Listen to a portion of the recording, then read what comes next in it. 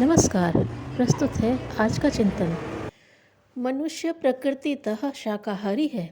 पहले वह अपना आहार नैसर्गिक रूप में ही ग्रहण करता था। पकाकर खाना तो उसने सभ्यता के विकास के साथ सीखा है। यही कारण है कि आंतें पके हुए आहार की अभ्यस्त बन गई हैं, किंतु इससे पर्याप्त पोषक तत्व न मिलने के कारण हम में से अधिकांश को समय से पूर्व जरा जीर्णता के साथ ही अनेक बीमारियों का भी शिकार बनना पड़ रहा है। प्रख्यात आहारविद हेंस एंडरसन के कथनानुसार यदि इस भूल को सुधार कर प्रकृति आहार की तरफ लौटा जा सके तो कोई कारण नहीं कि स्वस्थ एवं दीर्घ जीवन का लाभ न उठाया जा सके। अनुसंधान पूर्ण अपनी कृति द न्यू फूड थेरेपी में उन्होंने कहा है कि वैज्ञानिक खोजों एवं परीक्षणों द्वारा जब यह सिद्ध हो गया है कि कच्चे अन्न, फल एवं सब्जियां सूर्य किरणों की शक्ति को अवशोषित कर अपने जीव कोशों में एकत्रित कर लेती हैं, प्राकृतिक रूप से इन्हें खाने पर उस ऊर्जा के भंडार को हमारी आंत्र कोशिकाएं आत्मसात कर लेती हैं और उसे पचाने में भी कोई विशेष श्रम नहीं करना पड़ता। हरी शाक सब्जियां एवं अंकुरित अन्नों के क्लोरोफिल युक्त रस को ग्रीन ब्लड के नाम से संबोधित किया गया है। इसमें पोषण प्रदान करने एवं स्वास्थ्य संवर्धन करने वाले सभी प्रकार के तत्वों का समावेश होता है। खून को शुद्ध करके रक्त कणों की अभिवृद्धि करने में उक्त रस की भूमिका महत्वपूर्ण होती है। चिकित्सा विज्ञानी डॉक्टर ब्रिशर इसे सूर्य शक्ति केंद्रित मानते हैं और कहते हैं कि क्लोरोफिल के अणु मानव रक्त में पाए जाने वाले हीमोग्लोबिन कणों से बहुत कुछ समानता रखते हैं। यही कारण है कि इसके सेवन से रक्त कणों की संख्या में असाधारण रूप से अभिवृद्धि देखी जाती है। हरे रस का नियमित सेवन रक्त अभिसंचरण की प्रक्रिया को संतुलित और हृदय तंत्र को सशक्त बनाता है।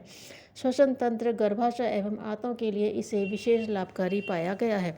कायिक निर्माण में काम आने वाले अमीनो एसिड की प्रक्रिया को तीव्रता प्रदान कर पुष्टिवर्धन का कार्य भी ग्रीन ब्लड से सहज संभव बन पड़ता है। इन्हीं गुणों के कारण इसे उत्तम टॉनिक माना गया है। नोबेल पुरस्कार विजेता विख्यात चिकित्सा शास्त्री डॉक्टर फिशर ने रक्ताल्पता दूर करने में अंकुरित अन्नों के जवारे का सफल प्रयोग किया है। इसके अतिरिक्त आंत्रशोथ, त्वचा रोग, पेट में अल्सर, पायरिया जैसे रोगों से ग्रस्त लगभग 1200 व्यक्तियों के उपचार में भी इससे उन्हें पर्याप्त सहायता मिली है। उनके अनुसार अंकुरों के रस में अब तक 100 से अधिक जीवन रक्षक तत्व खोजे जा चुके हैं। परीक्षणों उपरांत उन्होंने अंकुरित गेहूं को पूर्ण आहार बताया है और कहा है कि 1 ग्राम अंकुर में जितने पोषक तत्व पाए जाते हैं उसकी तुलना में 25 गुनी अधिक शाक सब्जियां भी मिलकर उसकी पूर्ति नहीं कर सकती। शरीर के अंदर एकत्र दूषित पदार्थों को दूर कर रस रक्त का निर्माण, परिशोधन एवं अभिवर्धन करने में यह महत्वपूर्ण भूमिका निभाता है।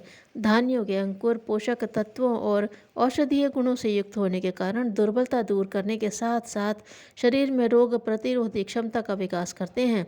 इस संदर्भ में अमेरिका की महिला चिकित्सा विज्ञानी डॉक्टर एन विगमोर ने गहन अनुसंधान किया है। प्राकृतिक चिकित्सा संबंधी संस्था हिपोक्रेट हेल्थ इंस्टीट्यूट में वह अपने मरीजों का गेहूं के जवारे के रस से उपचार करती हैं। उनके अनुसार इस जीवंत आहार से कितने ही रोगियों को नवजीवन मिला है। इस प्रयोग के लिए उन्होंने गेहूं को सबसे अधिक उपयोगी पाया। इसके अंकुरों में कैंसर रोधी लेट्रॉयल एंजाइम बहुत अधिक मात्रा में पाया जाता है। डॉक्टर एन विगमोर के अनुसार मूल बीज में जितनी मात्रा में लेट्रॉयल होता है, अंकुरित अन्नों एवं कच्ची सब्जियों में यह 100 गुना अधिक पाया जाता है। इसी तरह सेम के बीजों को अंकुरित कर लेने पर उनमें सन्निहित इंसुलिन कई गुना अधिक बढ़ जाता है। मधुमेह रोगियों के लिए अंकुरित सेम बहुत लाभकारी सिद्ध हुआ है। आहार विज्ञानियों का कहना है कि किसी अन्न, धान्य, दाल आदि के अंकुर अपने आरंभिक काल में विटामिनों के भंडार होते हैं। 5 दिन के अंकुरित गेहूं एवं जई में सामान्य दानों की तुलना में 500 गुना अधिक जीवन तत्वों का बाहुल्य देखा गया है। उसी तरह प्रोटीन की मात्रा एवं विविध में भी अभिवृद्धि पाई गई है। शुरू के दिनों में इस अंकुर में प्रायः स्टार्च भरा होता है, किंतु जैसे जैसे वे बढ़ते जाते हैं स्टार्च शक्ति प्रदान करने वाले शुगर में बदल जाता है। उनके अनुसार अंकुरित अन्नों को सदैव कच्चा ही खाना चाहिए। उबालने पर उनके उपयोगी तत्व नष्ट हो जाते हैं। क्लोरोफिल युक्त अंकुरित आहार तैयार करने के लिए उसे भिगोकर कपड़े से ढककर हल्की धूप में रखना पड़ता है। इससे उसमें हरापन आ जाता है, जिससे सलाद के रूप में अथवा पीसकर घोल के रूप में भी प्रयुक्त किया जा सकता है। एक दिन रात पानी में भिगोकर यदि गेहूँ खाया जाए तो उसमें सूखे गेहूँ की अपेक्षा 3 गुने अधिक पोषक तत्व बढ़ जाते हैं। गेहूँ की महत्ता के संबंध में कुछ दिन पूर्व डॉक्टर विगमोर ने पुस्तक लिखी है। इस पुस्तक में लेखिका ने गेहूं को नव अंकुरित घास के रस की अत्यधिक प्रशंसा की और लिखा, संसार में कोई रोग ऐसा नहीं जिसे इस घास के उपयोग से अच्छा न किया जा सकता हो। उन्होंने इसे बुढ़ापा दूर करने वाली महत्वपूर्ण औषधि भी बताया है और अनुसंधानों का विवरण दिया है जिसमें कठिन रोगों पर इस रस के उपयोग से विजय प्राप्त की गई। वे इस हरे रंग की रक्त की उपमा देती हैं और कहती हैं, यह रस मानव रक्त से 40% मेल खाता है। इस रस को बनाने की विधि इस प्रकार है। 1 दर्जन मिट्टी के गमलों या ऐसे ही चौड़े बर्तन ले लीजिए, उसमें खाद और मिट्टी भर दीजिए। इनमें अच्छे किस्म का गेहूँ बो दीजिए, थोड़ा पानी डालिए और छाया में किसी बरामदे में रख दीजिए। 3-4 दिन बाद अंकुर उग आएंगे और 8-10 दिन में वे 7-8 इंच बढ़ जाएंगे। इनमें से 30-40 पौधे पहले दिन जड़ सहित उखाड़ लें। जड़ को काट कर फेंक दीजिए। बाकी घास को धोकर सिल में थोड़े पानी के साथ पीस लीजिए। इससे लगभग आधे गिलास ठंडाई जैसे रस बन जाएगा। इसे मोटी जाली से छान कर पिया जाए। सुबह शाम दोनों समय यह रस पीना चाहिए। यह हर मर्ज की औषधि का काम देगा और पोषण में किसी कीमत में फल के रस से कम उपयोगी सिद्ध न होगा। रस ना निकालना हो तो उस घास के छोटे छोटे टुकड़े कर सलाद की तरह अथवा साग सब्जी में मिलाकर खाया जा सकता है।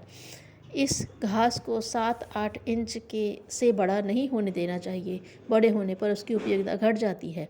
1 दर्जन गमलों की ज़रूरत इसलिए पड़ती है कि जिस गमले से घास उखाड़ी जाए उसमें उसी दिन नया गेहूँ बो दिया जाए। इस प्रकार इन अंकुरों का ऐसा फेर बना रहे कि वे नियमित रूप से मिलते रहें। इस प्रकार वे हमेशा मिलते रह सकते हैं।